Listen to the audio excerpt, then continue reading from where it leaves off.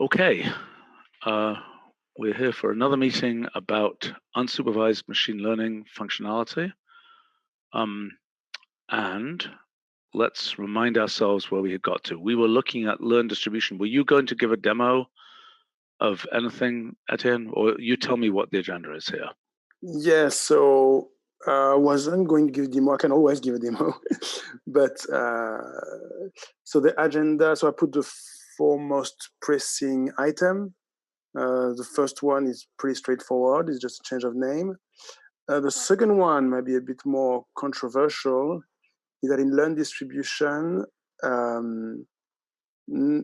sometimes my distribution, I cannot have the PDF exactly. I can just have an approximation of the PDF. And okay, let's get a little bit of context here, okay? So first thing is learn distribution. And by the way, I assume this graphic is just an entertainment graphic. This graphic does not relate to the actual thing that's being learned, correct? No, yeah, it's just entertainment, yeah. Okay. I mean, in that case, it's a multinormal, so it looks like a multinormal, but yeah, it happens. It will always look like that. It will always look like that. But in fact, it's a one-dimensional normal distribution in the case that you in actually that case, yes. In the case I gave it, yeah, yes. Okay. So now, what is this function here? So this is a thing we discussed last time. It's a way to determine the probability to find a rarer event than the event that is given. So if I say rare probability of distribution, comma 1 is what is the probability to generate a sample that is a PDF lower than what the PDF of 1 is. Right. So Seth Chandler, who was watching our last live stream, or somehow sent in a notebook, which I think I sent to you, giving some analysis of this. Yes.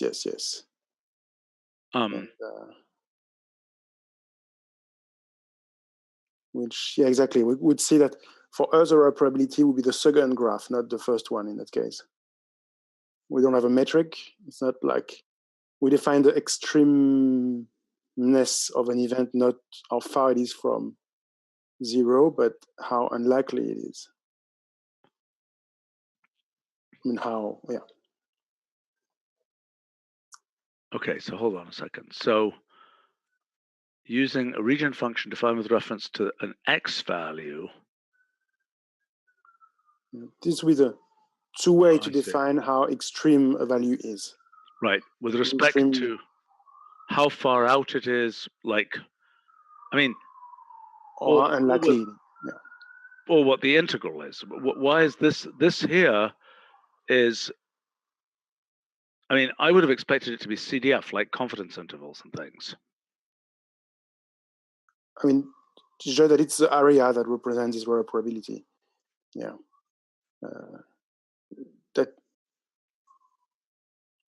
Well, okay, so let's try to remember what and understand what this actually is. Okay.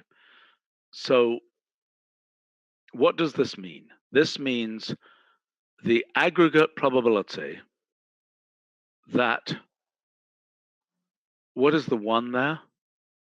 It's a value. So you could query the PDF. So you could do PDF of the distribution. So the distribution, comma, and a value. So I put 1 in that case.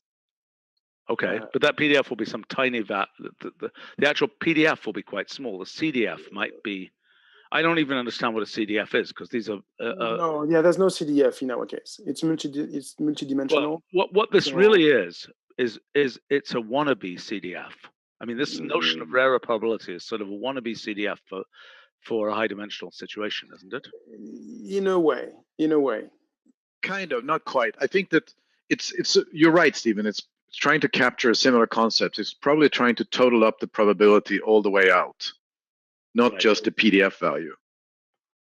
No, it's just that the reference point is the PDF. So your special event, it's 1 in this case, and you're not. So that's the value of the PDF?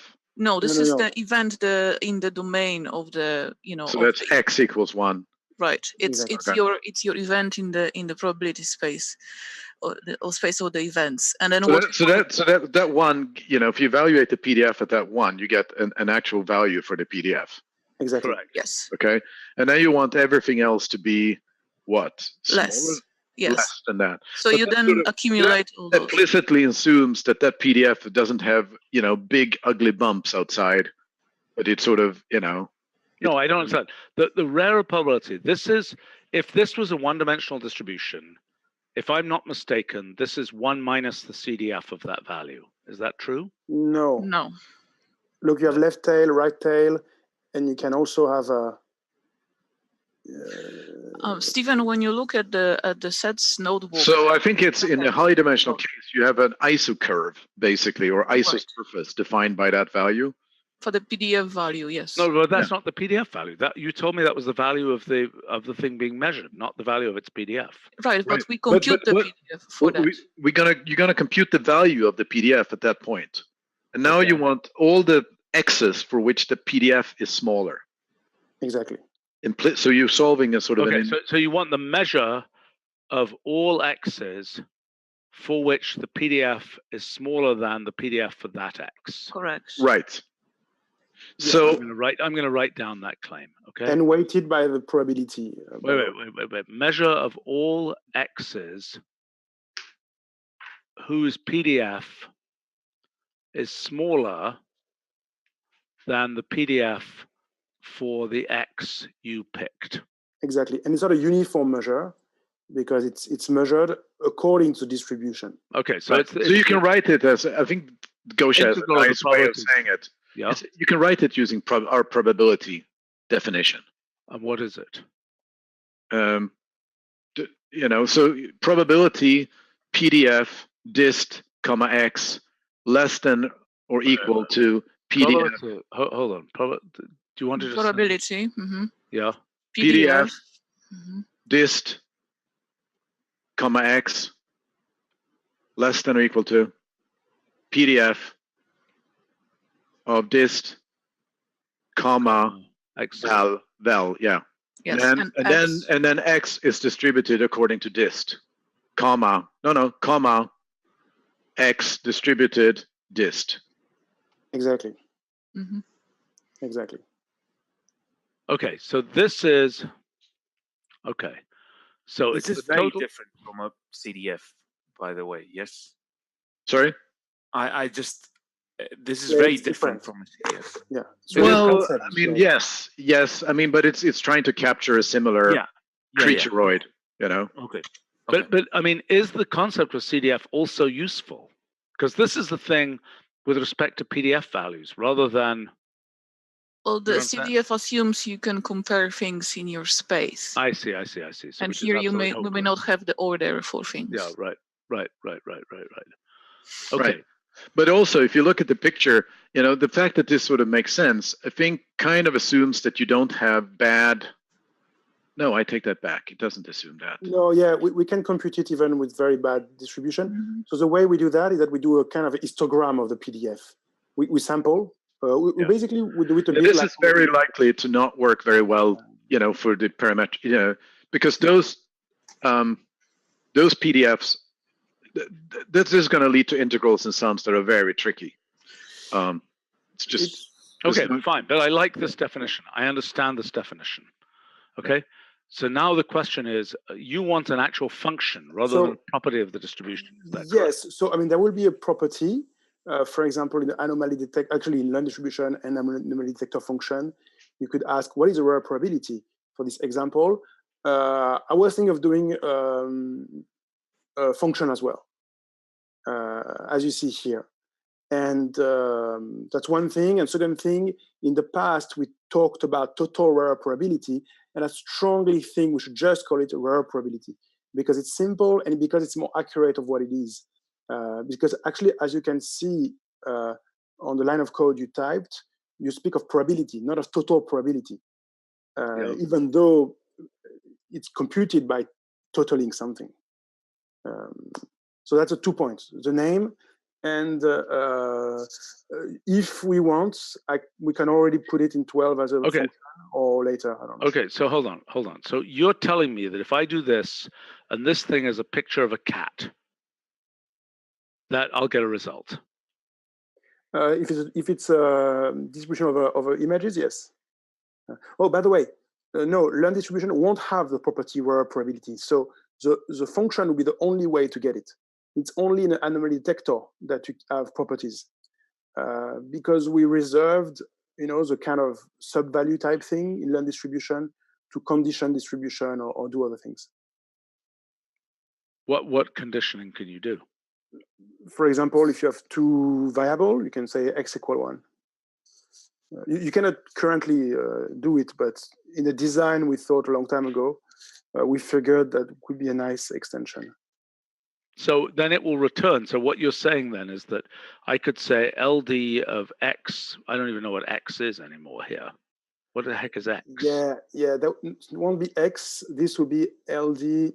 Okay, this is why also we don't have it in 12. We didn't properly define how to specify the variable. The simple case would be, you could do, let's say you could do, in that case, you could just do LD of 1. It's just a unidimensional in that case. But let's say it's bidimensional. You could do open curly brackets and put 1 comma missing, for example. That would be one way. It's not a great way. No, it's not a great way. And then we thought what about you mean is 1 comma specify. all, if I'm not mistaken. Yeah, But I mean, what you want is things like less than 1, for example. You're going to need a whole. Yeah, that's another type of transformation of distribution we could have. Right, but it seems like what you really need is a select specification there. Yes, that's something. Now we're going in another path. All right. Okay. Fine. But okay. So I'm just trying to understand realistically. Okay. This rarer probability thing seems pretty ornate to me. That is, what is? Yeah. If I get, what do you think the answer is going to be? Okay, for rarer probability. Let's say I show a picture of a I think we talked about rainbow cats last time. Yeah. Somehow. Okay. So let's say I show a standard picture of a cat, the grumpy cat, for example, of which there must be many pictures out there. Yeah. So you're saying, what kind of values, and compare that with a cat that's had its fur dyed in a rainbow or something terrible like that. It's a highly interpretable result. It's like the p-value. So if you get something like 0.01, it means that's only 1% of chance that if you are sampling something in distribution, you have something rarer. So it means it's quite of a rare event. It means it's quite of an extreme event. So you're quite confident that it's an anomaly, that it's not an in-distribution example. That's so this was definitely for anomaly detection, right? That we thought of this concept. Okay, so for an ordinary distribution, okay, so let's imagine that this was just a normal distribution. Okay. Yeah. So just so I understand, so I should be able to just compute this if I'm doing. So let's imagine I do this, and here I've got. Let's say if you use n probability, it will for sure work. Okay. It works for probability of the normal distribution. Probably. And probability, it's definitely just if you pick more exotic stuff. Then. And we just need okay. x0. Okay, so then let's say that that's value 1, for example.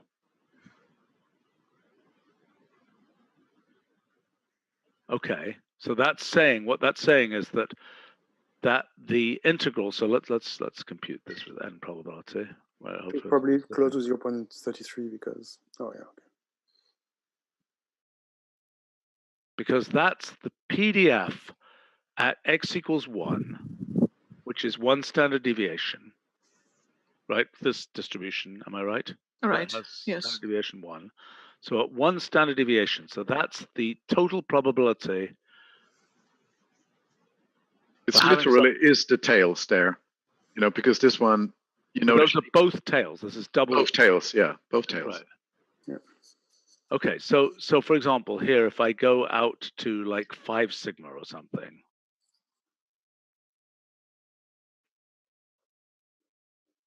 Well, this is kind of interesting. I agree. It's kind of interesting. So this is, okay, but the notion of one tail, two tail, there's just no choice, because as you generalize this, there's the notion, even if you're dealing with cat pictures, of where the tail is making a jump. And if you have a very, like even a 2D one, very low dimensional still, think of that value, that can be a very bumpy curve, Let me look for a multi-normal distribution. Do we have multi-normal? Yes. Okay, so let's say I want a two-dimensional normal distribution. But then why don't you use binormal? It's gonna be easier. Well, how about I want a three-dimensional one? Fine. Then you need a vector of three means. And then, well, yeah, and then covariance matrix. Can I just do that? No, you need to define a matrix, Stephen. A matrix. So like identity matrix of yes. three. Mm-hmm. Right, for instance. In which case there's no dependence. Right, like this. Right, and then your special point has to live in our space.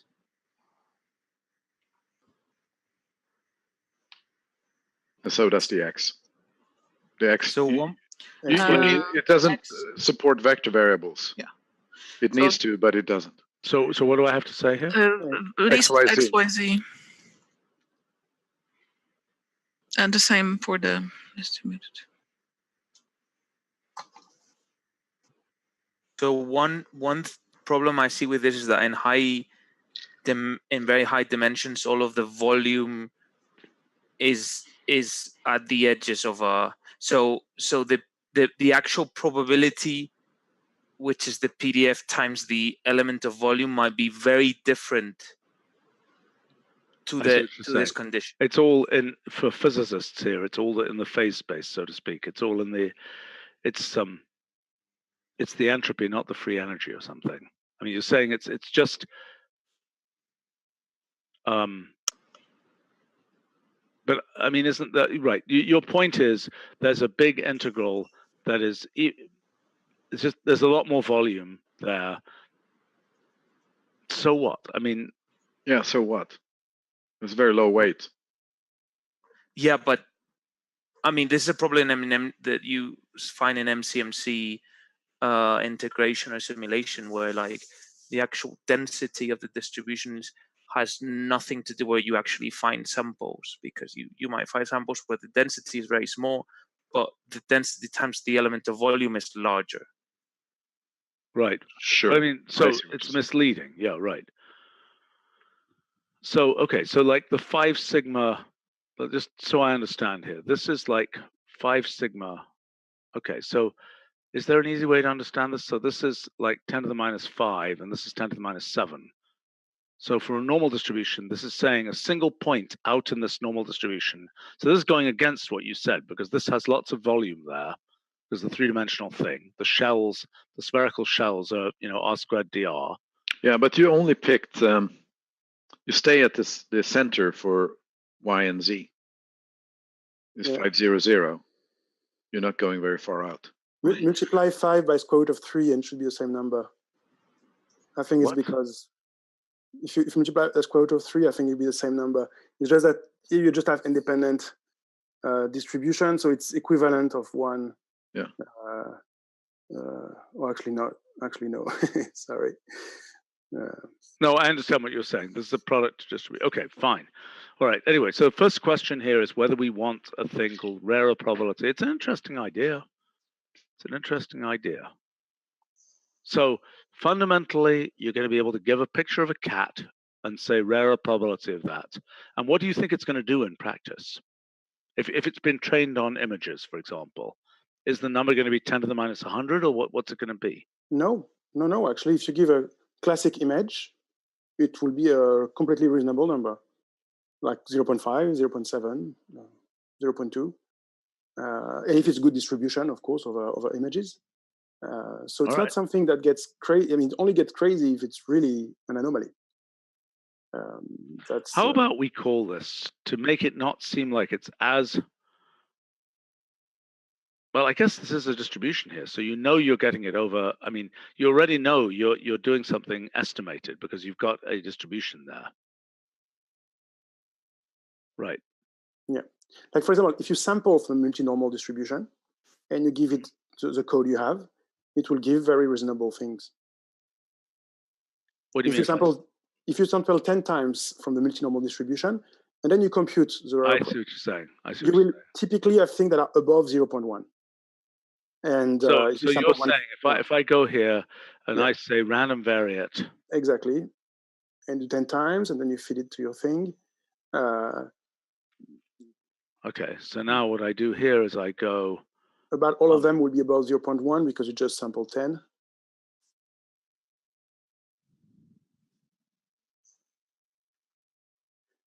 And so I just the average will be 0.5 actually. The average will be 0.5.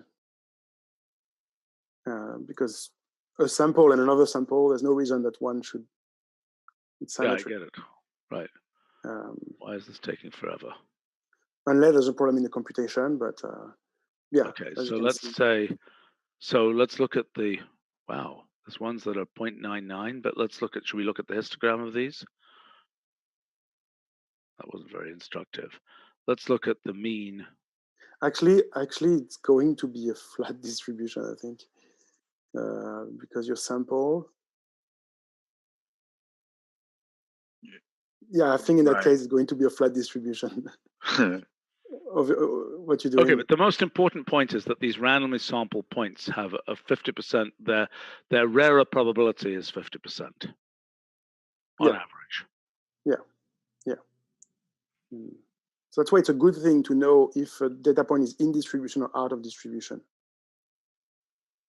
All right. I mean, if it's out of distribution, it's definitely an anomaly, right? Exactly. No question. Don't even need any measures. Oh, okay. What I meant by out of distribution is not sampled from the distribution, but in the same space. Okay. All right. Yeah. Rarer probability it is. Let's do it. And let's support it for, I mean, obviously we should support it for our ordinary distributions as well as learned distributions. You have to be very careful when you add all these properties. It's expensive to make it work well. So let's make this experimental and we can make it work badly for right now.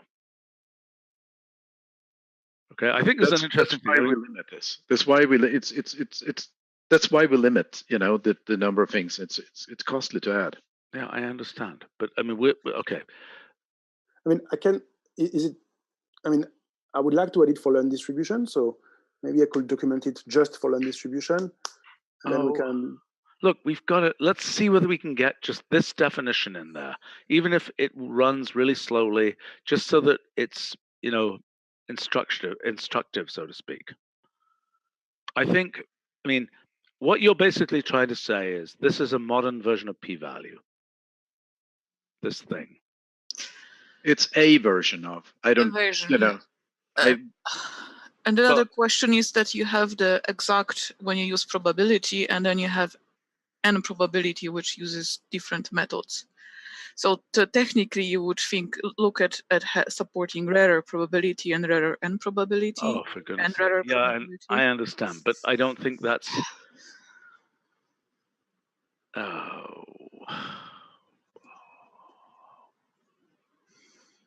All right, let's go on. I mean, okay, let's support this for learned distribution. It will be really nice to support it for some of these basic cases like normal distributions.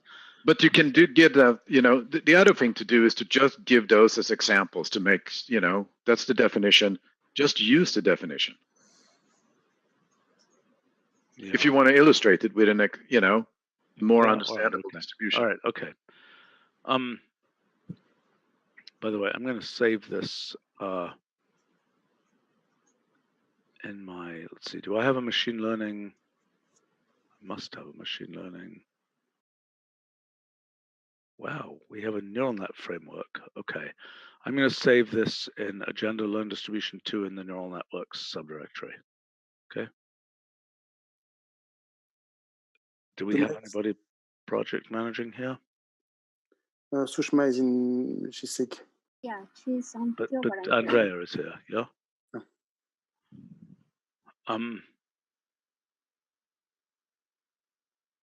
Okay. Actually, am I right about the stress? So is it Andrea or Andrea in your case? or neither? It's Andrea. Good. Okay.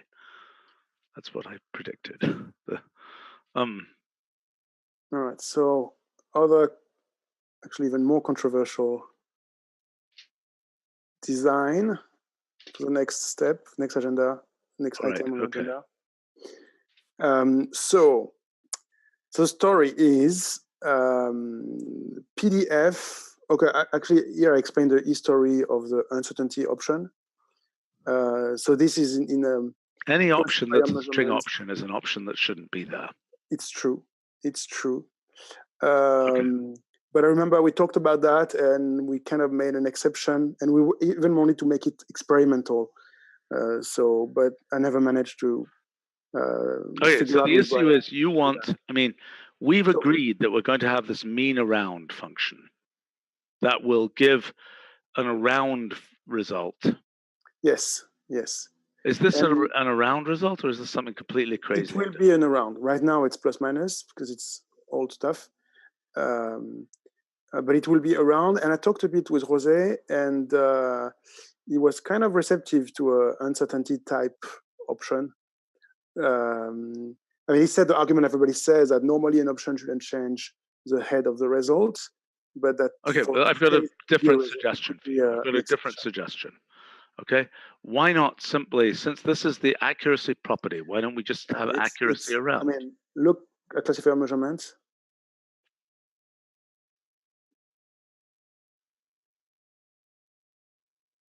Well, you're going to tell me it has 300 different things in it. Yes. By the way, are we giving up on classifier measurements? Oh, fantastic. No. And we're going to what about information? Is that different from classifier information? That's different. But we are giving up on classifier information. Yes. Okay. We're turning it into purely information. Yes. Okay. So your point is that there's a open detail option. Yeah. Okay. Magnificent. Yeah. Here you go. They all support uncertainty. Okay, I understand. I don't know. I mean, it could be. I mean, this design decision will change a lot of things in the system. But personally, I find it pretty nice to ask, here is a result, because in the past it was with precision. I wish that table was broken up into digestible chunks of grouped things that make sense together. True. We should. Alphabetic is not, alphabetic is. There's a wimp out. Yes. We should separate it. Actually, I will do that for 12. Okay. It's a good idea. Okay, so let me talk about what I think the obvious way to do this is. Okay, I claim the obvious way to do it is just to have an argument here, because here's why. It's like having entity value, right? Entity value. If I look at entity value, it's going to be everywhere. I mean, I do a lot of, like statistical estimation of stuff. Okay, but look at entity value, right? It has the notion of an annotation, and the annotation is precisely this kind of thing. Does it have a physical quantity? Does it have a unit? Blah, blah, blah. And I suspect we will add to entity value something which returns around numbers. You see what I'm saying? Yeah. This is all kinds of metadata, like the date on which this property was given and so on, right? So classifier measurements. So for example, rare probability also has this uncertainty value. I mean, of course, I won't necessarily document it, but it has it because it's an estimation. And I understand, but so presumably many of our statistical functions can return this. Is that correct? I mean, not now, but should be able to return this, Roger. Yeah, I'm thinking of hypothesis tests as probably the earliest target. The other things are more substantial in terms of changed workflow. Because, like ANOVA type stuff, you're thinking about, or what? Well, ANOVA is not even a system function. So No, but if you're going to change mean, for instance, if you're going to change No, I don't think we variance. should. That's why I'm suggesting that we want. Okay, so let me explain another point. Okay, the computation. What am I trying to say? Given certain of those quantities can be computed using the formalism up to fourth order or whatever that we're using, and others cannot, is my understanding. In other words, we can represent, well, what am I talking about? You know, yeah, and maybe that's a different point. I mean, we can accurately represent. No, that's a different point. I'm sorry. Although maybe Jose should be there. I don't know if he's available. Something works on around. I don't know. Yes, I think it would be useful if he's. Forgot to ask. That is added Okay. to the. I'll ask somebody here.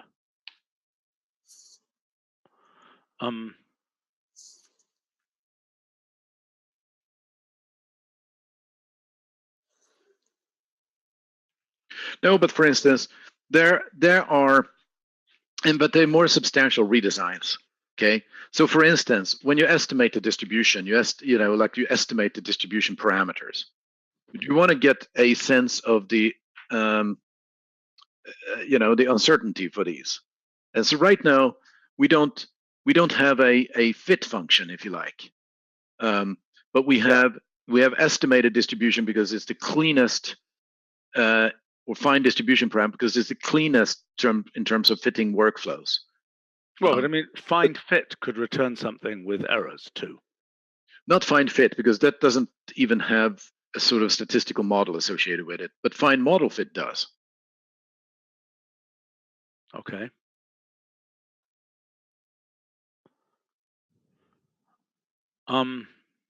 So what I like about the option is that we can really add it everywhere.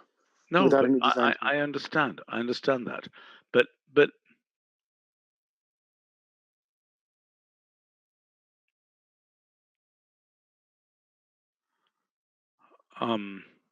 however, the name is hopeless. I'm not keen on this because I mean, basically, what's going to happen is, I mean, that was the first thought about what we would do with mean.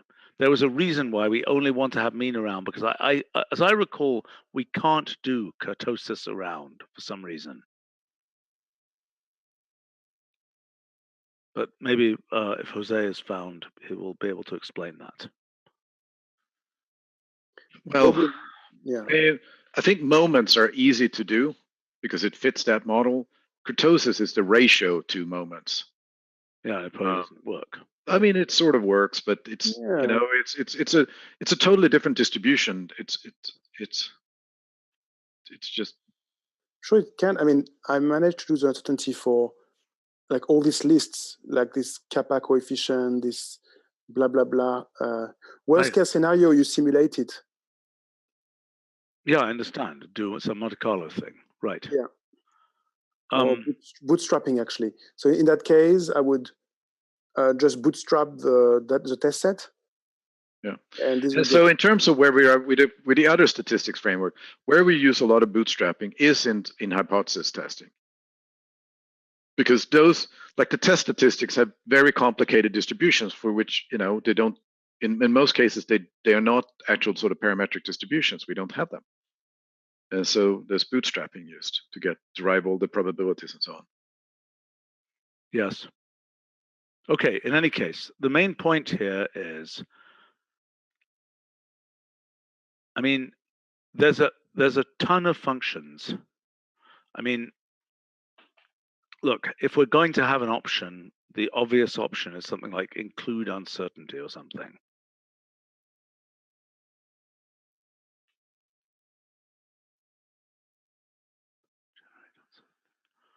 Generate uncertainty sounds bad.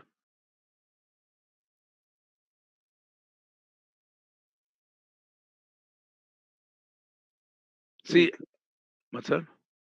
No, just include seems good to me. Yeah, but the problem with that is,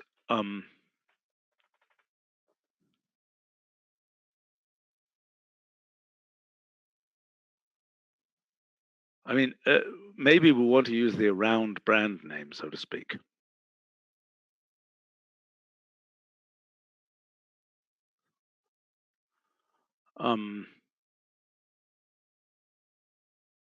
All right. Well, anyway, I mean, that's a possibility. I suppose we could experimentally start doing in a few functions. I'm not sure it's the right design, and I really want to talk to Jose before we commit to that. But if you insist on putting something in, I would start off putting that in. Well, yeah. I like this design, I think, because we can insert it everywhere, but, you know. Well, I understand. So start putting it in. Maybe it will be a winner. But I think I want to check this with Jose before we commit to it. Now, what do you? So now I came to there because when I compute the PDF on this learn distribution, because sometimes there's a processor that are actually stochastic, and I kind of need to do that. I mean, it's really practical thing to have that. Then my PDF is not exact anymore. So it's a Monte Carlo estimate of the PDF when you query it. And so that would mean to have options to PDF as well, such as uncertainty, or some max iteration type thing to control the quality of the estimation. So Well, that's statistics also, folk, what have we done on in other areas? This must have come up in other places. Yeah. No. We don't have, yeah. We don't have to put it in 12, but, you know, I think eventually. I mean, that would be something very local to learn distribution. I don't think that should be documented on the PDF in that case. Should it be part of learn distribution rather than part of PDF? In other words, is that an attribute of the learn distribution rather than an attribute of the PDF computation? It is. Well, is it? It's an attribute of the fact that, yes, the PDF is a crisp thing. There's nothing uncertain about the PDF. Pure and simple. Yeah, it's only learn distribution. So no, I understand, but why the max iterations? Is it naturally associated with the learnt distribution, or is it naturally associated with the computation of a PDF from the learnt distribution? It's the Monte Carlo way of computing things. Right. And the only way that I mean, we have this as a method in like an expectation, but then a user specifies that he wants Monte Carlo method, and then he knows that every reevaluation on an expectation will give you a different value. And here, if you just have a PDF on the learn distribution using the Monte Carlo under the hood, every repetition will give you different value of the PDF. Okay, so listen. This is something we've had to worry about in a bunch of other machine learning functions. We do random seeding, right? We have the random seeding function to prevent that issue, right? So that we are deterministic. That's really to calm the mind, because I don't know. I think it's a bit cheating, you know. When people that use PDF, it is always the same result. They're happy. They think it's a PDF, but it's actually not. Okay, but there's all kinds of other reasons why. Wait a second. I mean, this is something we've had to do for machine learning because. I mean, it's true. Everybody wants that. Everybody wants that. They want it to be repeatable. Yeah, I know. Everybody wants that. I'm the only one that think it's putting your head under the sand. It is. to give you confidence that your result is good, but actually. Yes, right. I mean, it's yes. I mean, but it's like any numerical scheme. It gives a definite answer. Let's see. Did Jose just join us? Yes, I'm here. Okay, so Etienne wants to, put around into everything. In particular, he wants things like classifier measurements to be able to generate it.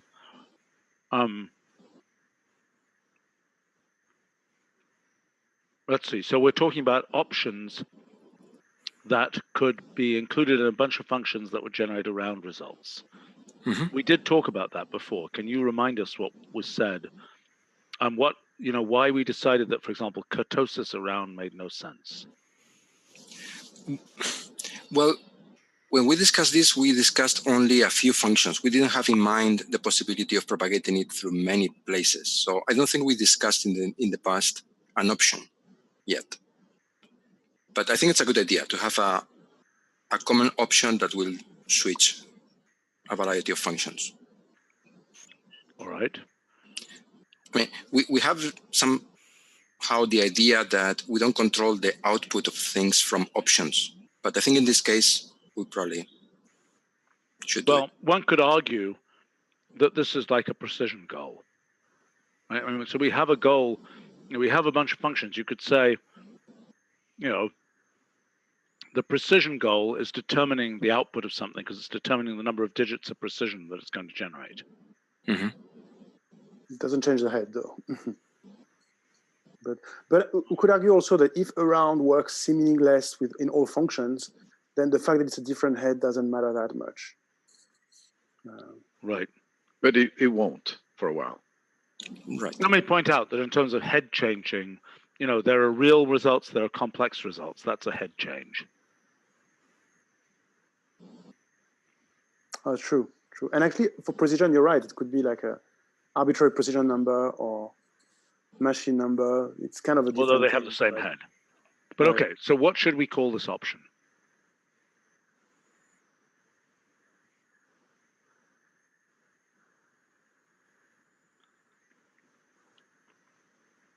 I mean, include uncertainty as the current leading contender.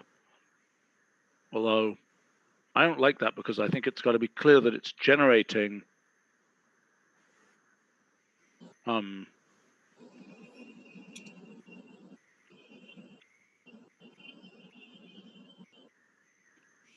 mean, it would be nice to use a round in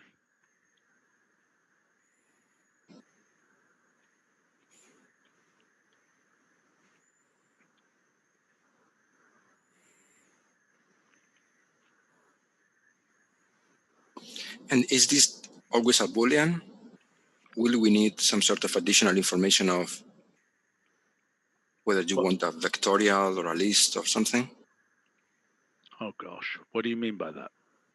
You mean how much, for example, how much correlation to include? Is that the kind of thing you mean? Yes. I mean, whether there is some flexibility additionally to adding. No, it's true. You could have like 1 standard deviation, 3 standard deviation. Like, it's true that different, what do you say? Like in physics or in other fields, they might have different convention about what's The confidence interval. Exactly. Some they do 3 sigma, some 2 sigma, actually just 1 or 2.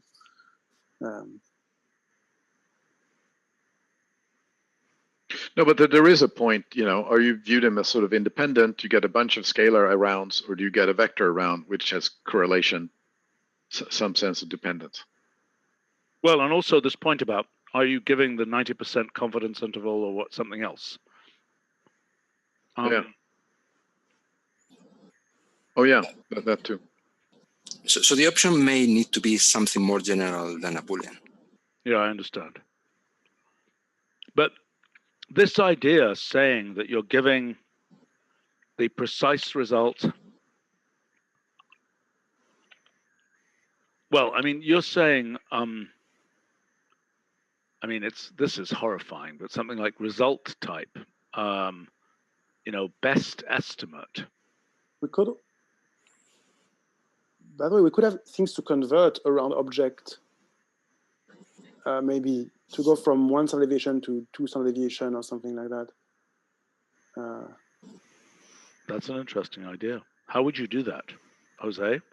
Assuming that it was normal distributed, how would you tell an around object to convert itself to being 3 sigma, for example? To be like, I don't know, set confidence interval and around and then comma and then 0.9, and it would set uncertainty to 90% confidence interval, for example. Well, that's an analogy to set precision.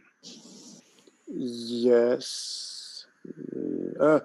No, because you don't change the precision there. So this would just be. Yes, you do. In that case, you change the precision, right? Yes, in the other case, you just change the visualization of the representation. Right. So this one here. No, if you view it as the analog, if you say set confidence level or sigma level or something like that, then yes, but I think I understand at the end. So here we are not changing the actual object. We are just changing how to express it. It's more like a form. So this is one of the things that would go into a round form. I didn't quite understand that, but I mean, what we're saying here. Oh, yeah, you're right. Yeah, it should be a form, yeah, or something like that, yeah. So the confidence level is to express that instead of giving sigma, you want to see the result with 3 sigma, but the object itself is still the same one. Yeah. So the object itself is still kind of like it's a distribution, but we display it, 1 sigma, right? Right, exactly. So it always contains inside 1 sigma, but we may want to see 3 sigma. Oh, you're saying, I see. You're saying that it is merely an around form option. Right. So the plan was that it's also accepted in input, because you can say something like 0.6 confidence levels 3. So that means I'm actually giving you 0.2. How would we give that? How would we specify that? With an option, confidence level input. For the around? For around, yes. Because it could be also in list plot and so on. It would interpret all the around. And What do we do in the multivariate case, Jose? Are they confidence ellipsoids or what? I haven't prepared for that. I've never seen that. Wait a minute. Are you asking for the plotting, or are you asking for what? If we What get, are you asking, Roger? Are you asking? This is the question. So confidence intervals make sense in the 1D case, but that's not in the multivariate case. But the multivariate normal is an ellipsoidal. It has ellipsoidal isocurves, isosurfaces. So one often gives, ellipsoidal confidence values. So you get, if you want, you want to find the ISO curve, let's say the 2D case, ISO curve such that the tail outside of that curve is, 0.05 or whatever. Right. Well, guess what? We just discussed this effectively here. We did, but it's a different take on it, because it uses this implicit thing of looking at the actual value at that curve as well. So there's one more level of implicitness. What is the rarer probability is another level of yes, because there's a PDF inside of it there. Yes, I agree. I guess you would have to give independent levels for the different axes. But okay, listen, we've got several takeaways from this. One is that ignores the dependence, Jose. Perhaps, yeah.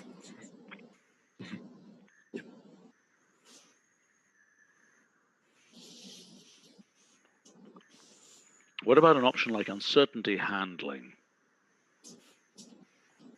A none means don't worry about it. I mean, I don't know, things like this, perhaps. So behavior, we have missing. Can you look at the options we have related to missing?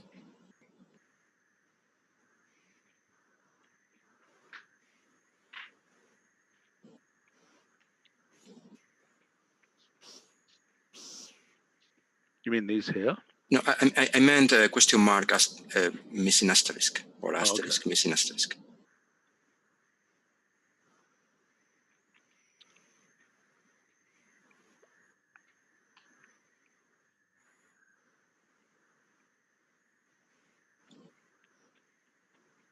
You're suggesting a uncertainty behavior or something. I'm not sure that's quite right, because that suggests what the behavior is when an uncertainty is encountered, like when a missing is encountered. Oh, I see. Yes, you're right.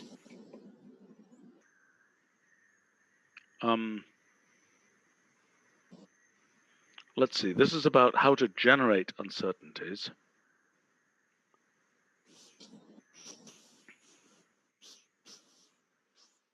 See, I hate the word uncertainty generation. It's kind of like, it's kind of like some kind of, political plan or something. Generate uncertainty so people will, I don't know.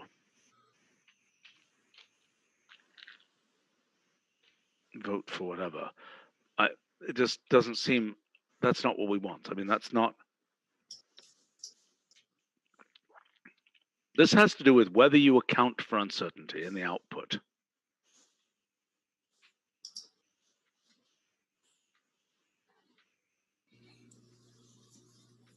Which is more like include uncertainty. But as you say, there are various. Are there really? I didn't quite understand the correlation thing, because the confidence interval thing, this will be handled afterward with what Jose said. An option, or we can imagine when you do list plot, you can do confidence level 0.9 and other error bars will adapt to the right length or stuff like that. So is there really some way, I think we have to specify for how the uncertainty is computed? Maybe, yeah, but you understand. Well, are you going to be interested in correlations at some point, so that you will have a difference between returning a list of rounds and a round of a vector with a matrix of correlations?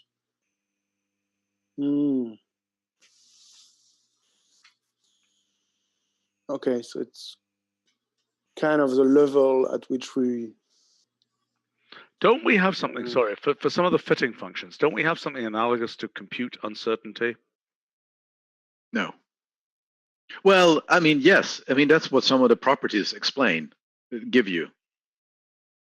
But it's not called compute. All of these various names, compute uncertainty is clearer than include uncertainty, because it makes it clear that it's something in the output. See what I'm saying?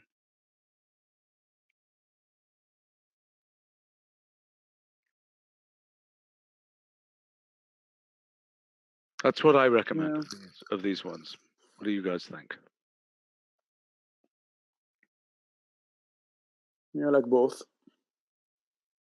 I don't like include uncertainty, because I think include suggests it's an inclusion of, including the effects of uncertainty that came in the input, so to speak. Whereas this is just from nothing, compute the uncertainty. Like return uncertainty. Or... Yes, right.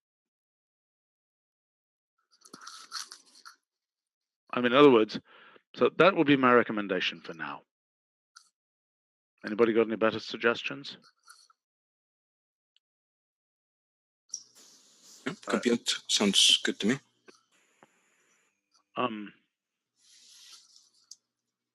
Someone on our live stream is saying they prefer uncertainty handling. Well, their other suggestion is uncertainty sigma. I don't think we can quite say sigma, but uncertainty. See, that's not right, though. Is that a lowercase sigma or an uppercase sigma? The uppercase sigma is a covariance matrix, as opposed to the lowercase variance. Standard deviation. Right. One thing that I was thinking is that if you're going to have a numerical confidence interval, that itself has its, I mean, and I don't know if Etienne would have to say, but that itself has its own uncertainty. So this becomes very meta in the sense that computing that confidence interval accurately in some situations can be very costly, and itself that number has an uncertainty. So right, but okay. So let me just cover one more thing. So in a round form, okay, are you we don't have a round form, doesn't seem to be in here yet. Are you seriously proposing that we actually have a thing? I mean, this is. Oh my gosh, what is this? When you give the confidence interval, maybe it could just be a tooltip when you pass your mouth over around. There's kind of an explanation.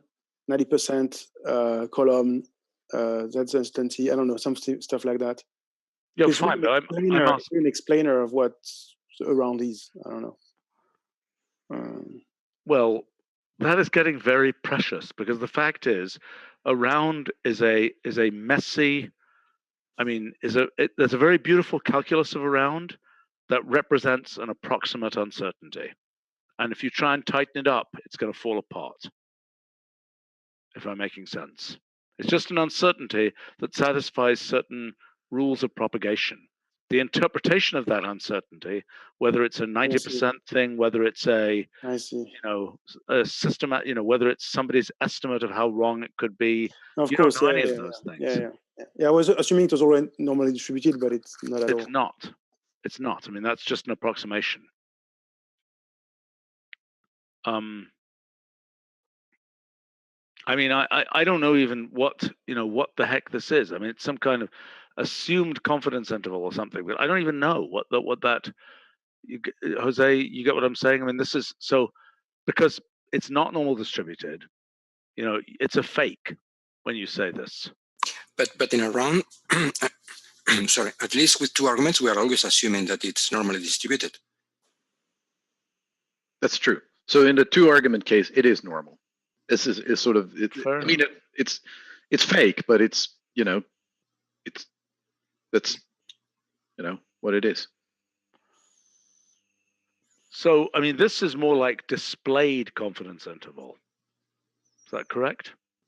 That's what you want, and that's similarly what you'd want in terms of list plot is a displayed confidence interval for list plot. Is that right? I think this is important, yeah, because clearly there's different culture about what to show. Okay.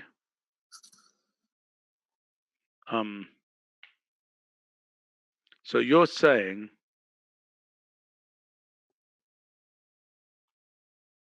what happens when you mix cultures? Yeah. Oh, you get all kinds of bad things happening in the world. No, but I mean, your point is, oh gosh. My point is, it could represent anything. It's not the fact that it says 3 plus or minus 0.2, right? That 0.2 could be a 90% confidence interval. It could be an anything else. It doesn't matter. The formalism is invariant with respect to which of those it means. Isn't that correct? Not really. When we do propagations, it's always 1 sigma. Now, a round form will be able to say, I want this with 3 sigma. So it will print with triple sigma, and then in parentheses saying 3 sigma, or something like that. Okay. So you always need to know that you are using 3 sigma. So one of the things here is like, if you're going to get an interval out, that sigma there just specifies the distribution. The mean and the sigma specifies the distribution in the simple case.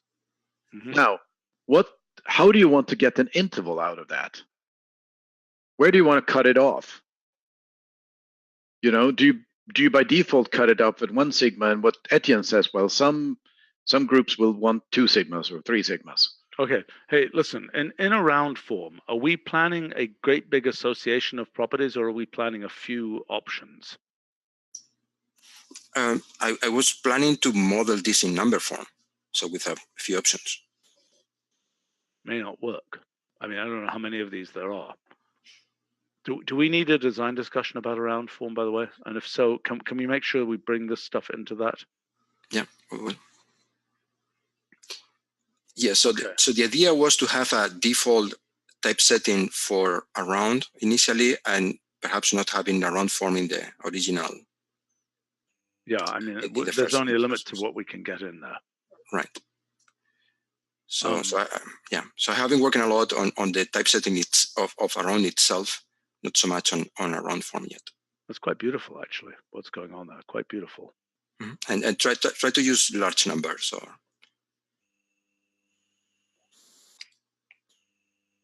No, the number itself, yes.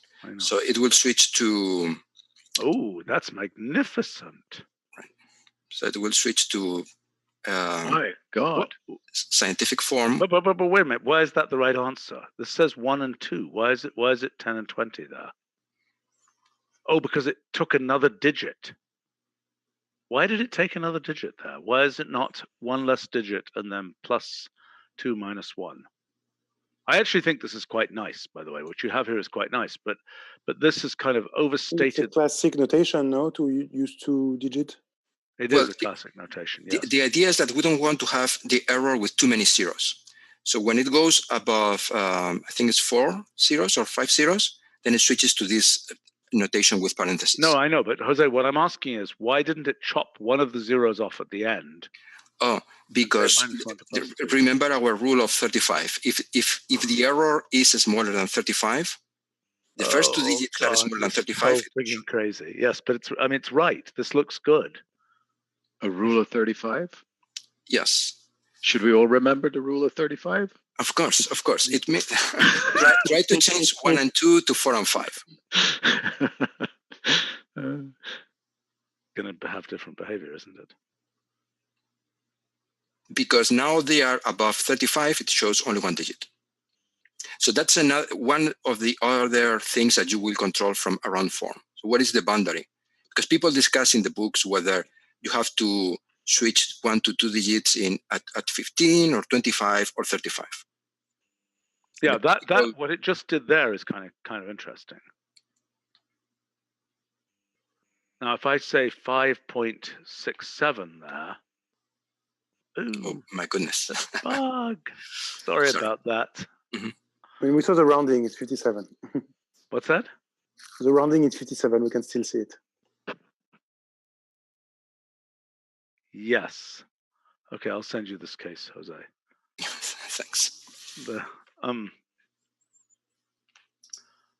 Okay. Okay. By the way, that does suggest a testing protocol for the testing folk. That failed. It suggests, I mean, or for you. Is this something that people know? The rule of 35? Is this like, you know? Well, as a young physicist, you know that there's a rule of 35 when you write your lab report. No. I was taught as rule of 15. Now, yes. Now, I don't know whether that's the standard terminology. I must admit that's probably perhaps something from Spain. But it's true that all books will discuss how many digits you want to have. And some books will say it's crazy to have more than 1 or 2. And so we do need a way of controlling how many digits we want. Books of what? What field is this? Error. I mean, experimental error. Yeah. Like, for example, I could look in the. I have a particle data book on my shelf there. I wonder, what do they talk about this? They do talk about that, yes. And actually, I've taken the rule of 35. They mention 355. That's their border. They actually do look at 3 digits. Okay. Yeah, I see they have a whole section here on this stuff.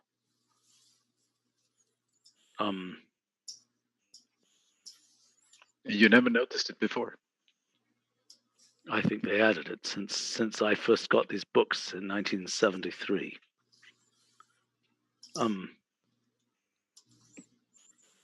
Wow. Okay.